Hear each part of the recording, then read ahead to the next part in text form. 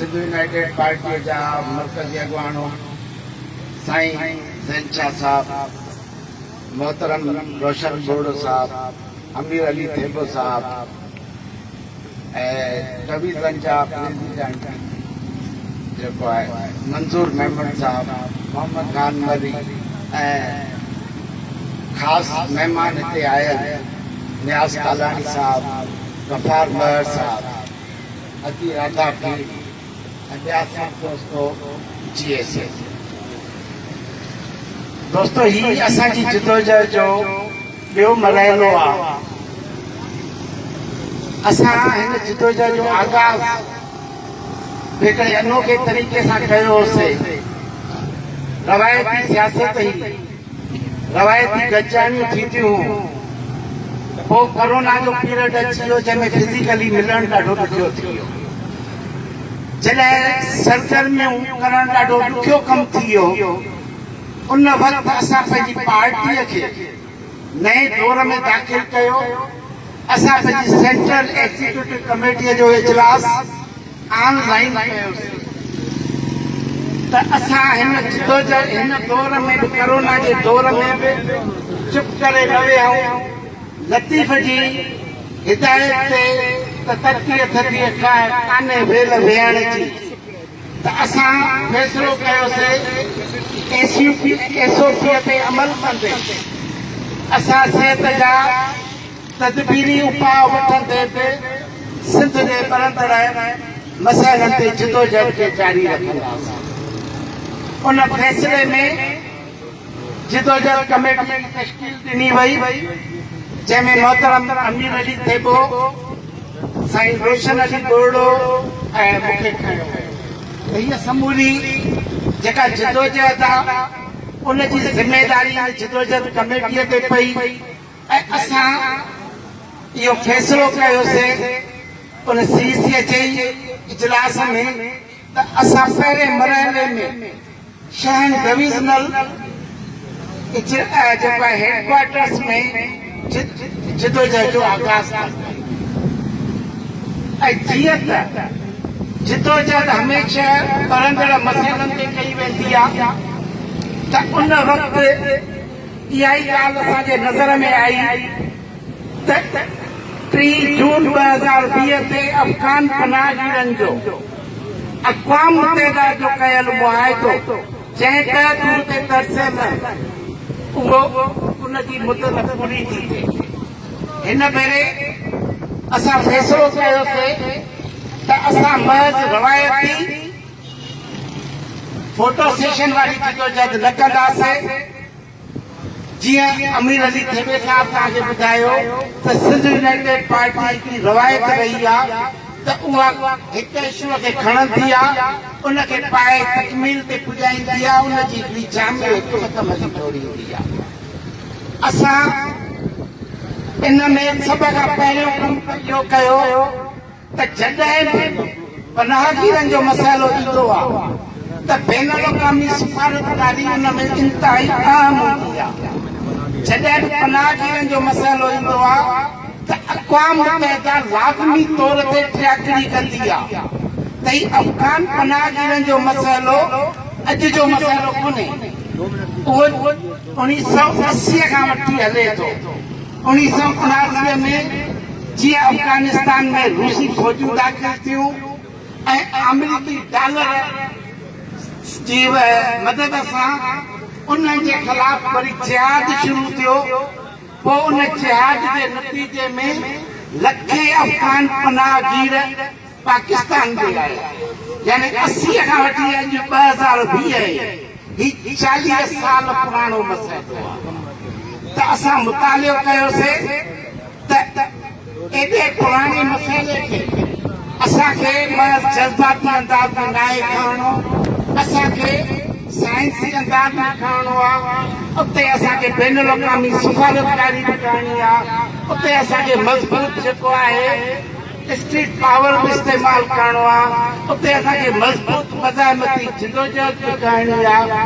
पर असां जॾहिं पंहिंजे क़ौम जी हालत ॾिसूं पिया त असांजे क़ौम जी हालत इहा आहे त 20 सालनि खां वठी उनजो जेको मज़ामती अंसर हो, उनजो जेको जिदोजहद जो अंसर हो, जेको 80 ताईं ॾाढो ताक़तवर हो, 85 ताईं ॾाढो ताक़तवर हो, 90 जे दौर में कमज़ोर थी वियो।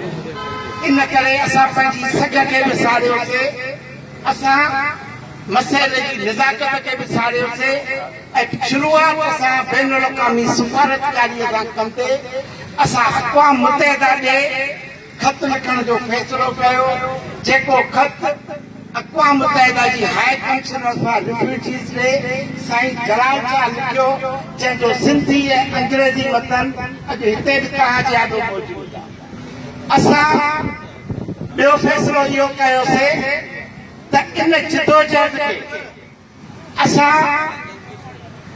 न रुॻो हिकु मसइले ताईं रखंदासीं, जिदोजहद जो महवर त अफ़गान मसइलो हूंदो, पर असुल असां इहा जिदोजहद कहिड़े तोड़ ते था पुॼाइण चाहियूं, उहा आहे सिंध जी मुकमिल, जीअं असांजो नालो आहे पंहिंजी धरती पंहिंजो अख़्तियार, सिंध खपे थी ख़ुदि मुख़्तियार, त पंहिंजी मुकमिल ख़ुदि मुख़्तियारीअ लाइ जिदोजहद खे मंज़िल ते पुॼाइण लाइ असां हिन जिदोजहद जो आगाज़ कयो आहे। हीअ हिकिड़ो नंढड़ो नुक़्ताए आगाज़ आहे ऐं असांखे ख़ुशी थी आहे त हिन ॾींहुं ॿिनि हफ़्तनि जे अंदरि सच इहो आहे त असांखे एतिरी कामयाबी जी उमेद न हुई जेतिरी कामयाबी असांखे मिली आहे। इन कामयाबीअ लाइ तव्हां सभिनी खे जस हुजे, हितां जे कारकुननि खे, अॻवाननि खे, जिन जे प्रोग्राम कयो, जिन हैदराबाद डिवीज़न में प्रोग्राम कयो,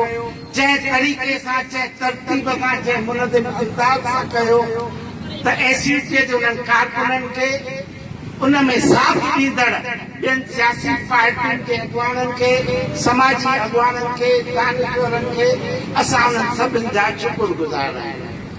असां जॾहिं सिफ़ारती मुआज़ ते हलियासीं, पाण हिकिड़ी नंढड़ी शुरूआत कईसीं त चंद अदीब दानिशवर जेके हैदराबाद में आया, मुश्ताक नूरानी साहब, ज़ुल्फ़िकार हाले पटरो, बचे ॿिया नौजवान, असां उन्हनि खे चयोसीं त असांजे सॾ सां सॾु मिलाए, हीउ रुॻो हिकिड़ी सिंध यूनाइटेड पार्टी जो मसइलो कोन्हे, हीउ सॼी सिंधी क़ौम जो मसइलो आहे। त उन्हनि हिकु हफ़्ते जे अंदरि ई सॼी सोशल मीडिया ते हिकिड़ो नओं ख़त लॉन्च कयो। अॼु हज़ारनि जी तइदाद में जेको कमु साईं जलाल शाह शुरू कयो, हिकिड़े ख़त सां अॼु हज़ार ईमेल अक़वाम मुतहिदा ॾे पहुची चुकियूं आहिनि। सॼी सोशल मीडिया ते, सॼे ट्विटर ट्रेंड्स ते सिंध जो सॼो नओं नौजवान जंहिंखे हिन जिदोजहद जो भर तजुर्बो न हुजे, पर नई तालीम आहे, नई टेक्नोलॉजी आहे, उहो सॼी दुनिया ताईं असांजी सिंध जो आवाज़ पुॼाए थो, सिंध जे मसइलनि ते पुॼाए थो। त अॼु असांखे ॿियो वॾो हौसलो इहो मिलियो आहे त सिंध जो फ़क़ति उहो नौजवान असां सां गॾु न आहे जेको हिते असां लाइ वेठो आहे, पर जेको कंप्यूटर ते वेठो आहे, जेको मोबाइल ते वेठो आहे, पर जेको इंटरटेनमेंट जे बदिरां सिंध जे क़ौमी काज़ लाइ सोशल मीडिया खे इस्तेमाल थो करे, उहो सॼो हज़ारनि में नौजवान अॼु असां सां गॾिजी वियो आहे। इन करे असांखे यकीन आहे त असांजी कामयाबी अवश्य थींदी, ज़रूरु थींदी ऐं हर सूरत में थींदी। असांजी जिदोजहद जो हिकिड़ो मरहलो त इहो आहे त असां मुस्तक़िल हलंदासीं, पर ॿी गुज़ारिश हाणे पता सभिनि खे करणु चाहियां थो त असां हर डिवीज़न में इजलास कयूं था पिया, पर जंहिं जंहिं डिवीज़न मां, जीअं हैदराबाद डिवीज़न में थी वियो, अॼु मीरपुर ख़ासि डिवीज़न में थी वियो, हाणे तव्हां ते इहा वॾी ज़िमेदारी आहे त हितां उथण खां पोइ तव्हां घर वञी निंड न कंदव, तव्हां सॼी पार्टीअ खे इन इशूअ ते मुतहिद करण लाइ ॻोठ ॻोठ, बस्ती बस्ती, बाण बाण तव्हां मुतहिद कयो सॼी पार्टीअ खे। जंहिं ॾींहं ते नवाब शाह में धरणो लॻे थो, असांजी कैंप लॻे, उन ॾींहुं जेकॾहिं हैदराबाद डिवीज़न जी बस्ती बस्ती में, यूनियन काउंसिलनि में रैलियूं निकिरनि, मीरपुर ख़ासि में तव्हां दोस्त रैलियूं कढो, त सॼी सिंध में उहो एहतिजाज जो आवाज़ जेको हिननि ॿिनि डिवीज़ननि में उभरियो आहे, नवाब शाह में ईअं उभरे ॼण सॼी सिंध में उभरियो। असां ख़ासि पैगाम इहो था ॾियणु चाहियूं त कामयाबी जिदोजहद खां सवाइ न मिलंदी आहे, कामयाबी मज़ाहिब खां सवाइ न मिलंदी आहे।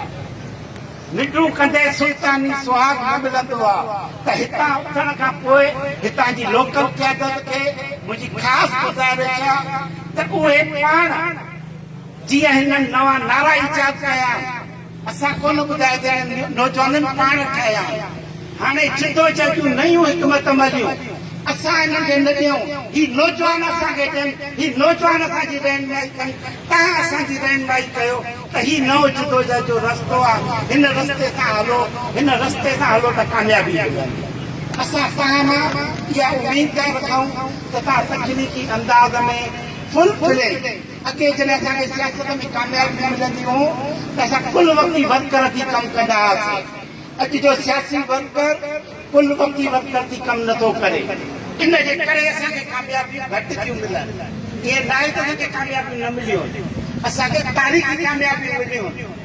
तव्हां आदमशुमारी जा अंक खणी ॾिसो, 98 में असांखे वधीक अंग्रेज़ में अचण जो ख़तरो हो, धारी आबादकारी वधी गई, सिंधियुनि जो तइदाद घटि हो।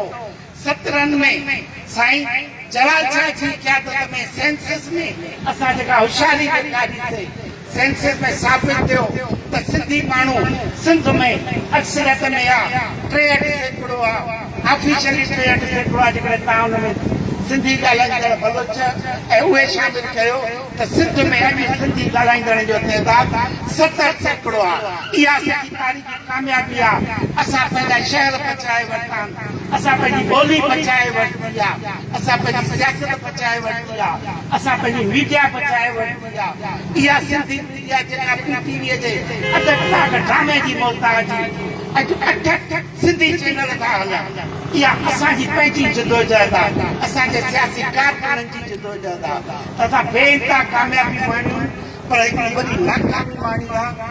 उहा नाकामी कहिड़ी आहे? उहा नाकामी आहे सियासत में मज़ाहिब जी जिदोजहद करण जी। असां ज़रदारीअ जेका मुफ़ाहिमती सियासत शुरू कई, जेका मुनाफ़िक़ाना सियासत शुरू कई, उहा असांजे रगनि में बि दाख़िल थी वई आहे, असांजे समाज में बि दाख़िल थी वई आहे। असां बदमाशनि सां, असां मुनाफ़िक़नि सां, असां बेसूर माण्हुनि सां मसलियत था कयूं, मुनाफ़िक़ी था कयूं, असांजी मज़ाहिमत उहा न रही आहे। हीअ जिदोजहद जो आगाज़ आहे, असांखे नए से बावसूल जिदोजहद करणी आहे, मज़ाहिमती किरदार उभारणा आहिनि। पाण हिकिड़ो मज़ाहिमती किरदार सभिनि खे उभरणो आहे, बावसूल सियासत करणी आहे, साबित क़दम सियासत करणी आहे। पर तॾहिं करे सघंदासीं जॾहिं तव्हां असां सभु हाणे सिंध जा कुल वक़्ती वर्कर थी जॾहिं कमु कंदासीं त कामयाबी असांजी। ऐं पहिरियों मुंहिंजी कामयाबी इहा ई ॻाल्हि साबित कबी, जिदोजहद कयो, सिंध जी ख़ुशहाली